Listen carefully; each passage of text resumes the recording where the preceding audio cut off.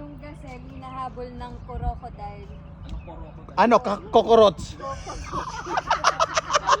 Kala ko karton sa Hinabol ng kokorots. Ay, tumahi! Diyan, tumatahi! Ayun! Ang sarap! So, ayan, nakakita tayo ng Arabian gazelle. So, ganun po sila tumatae. Tapos inom ka ng milk tea, makikita yung mga boba. Nalo ko sa minudo mo. Yan, yum yum yum. Tapos inom ka ng milk tea, boba. Ay, puro tahi pala nila na. Oo, ang lilit. So, ayan po yung mga, anong tawag dito? Gazelle? Gazelle. Ito yung Arabian gazelle sa loob ng Allen Zoo. Diyan, namihihi. Ay! Inom niya! Sabi niya, ano yan? Paamoy nga. Ay, inom niya. Ihi ako. Ayun oh. Ba? Sabi niya mapanghe. Kita mo yung ano niya, nguso niya, pamapanghe. Ay, sa mga ganyan.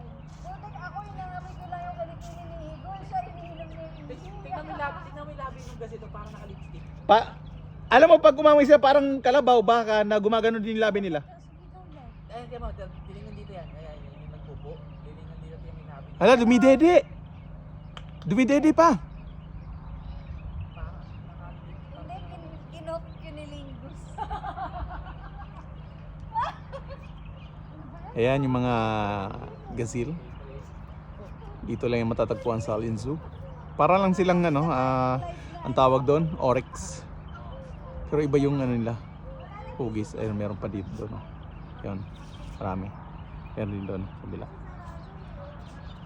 Alright, so hanggang dito na muna tayo. Proceed to another location.